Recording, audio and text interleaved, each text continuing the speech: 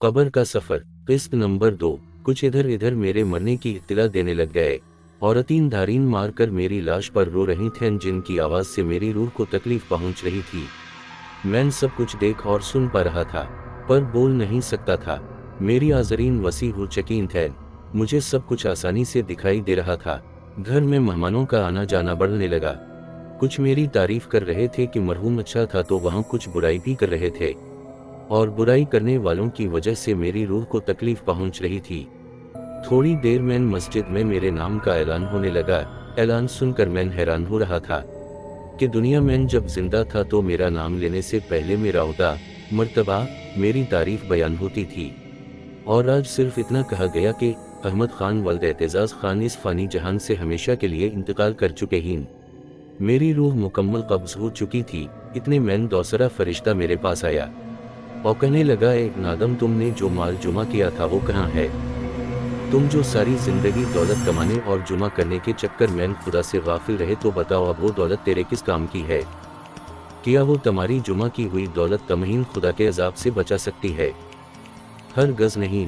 तमहीन जब मालूम था कि कब्र में सिर्फ अच्छे अमाल कमाएंगे, तो फिर भी तुम खुदा की इबादत और इसके हकमून से गाफिल केवन रहे।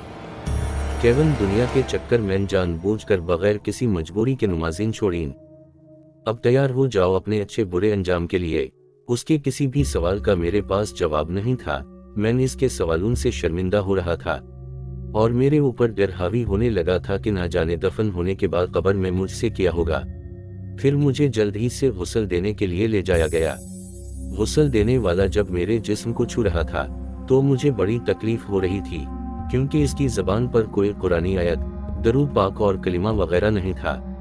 मेरे ऊपर खड़े सब अपनी बातों में मगन थे। कोई मेरी मौत से खौफ नहीं खा रहा था कि इन्हें भी मरना है। किसी की ज़बान पर कोई नेक कलिमा नहीं था जिससे मेरी रूह को सुकून पहुंचती। मेरी रूह वहाँ गुनहगार रूहों में शुमार थी, जिसे लोगों की दुआएं ही सुकून पहुंचा सकती थे। थोड़ी ही देर में मुझे गुस्ल भी दिया गया। फिर मुझे चारपाई पर सुलाया गया। अब मेरे चारों तरफ मेरे घर वाले, बीवी, बच्चे, भाई बहनें, रिश्तेदार, दोस्त, अहबाब सब मेरी लाश पर रो रहे थे। मेरे दोस्त जिन्होंने ने मुझसे वादे किए थे कि हम हर मुश्किल वक्त में तुम्हारे साथ रहेंगे, आज वो भी दूर खड़े अकेले कोने में रोकर खामोशी से मुझे अलविदा कर रहे थे। फिर एक शख्स आकर कहने लगता है, जनाजा उठाने का वक्त हो चुका है। बाहर सब इंतजार में ही। सुनते ही मेरे घर वाले फिर से मेरी चारपाई को चहक गए और जोरों से रोने लग गए। मैं नाम के रोने से परेशान हो रहा था। मुझे समझ नहीं आ रहा था ये सब मेरे लिए इतना केवन रो रहे हैं। क्या मैंने उनको कोई दिख दिया है? इन सब को हटाकर मेरे जनाजे को उठाया गया। मैं परेशान हो रहा था। ये सब मिलकर मुझे कहाँ ले जा रहे हैं? मैं एक चारपाई पर था और मेरे आसपास बड़ी तादाद में लोग थे। मेरा जनाजा सफर में ही था कि इतने में तीसरा फरिश्ता मेरे पास आया और कहने लगता है, ए नादम, तुम एक लंबे सफर की तरफ रवान हो। जो तो ये सफर पहली बार कर रहा है। सफर के इख्तिताम पर तमहीन एक छोटे और तन्हा मकान में रखा जाएगा। जारी है कब्र का सफर।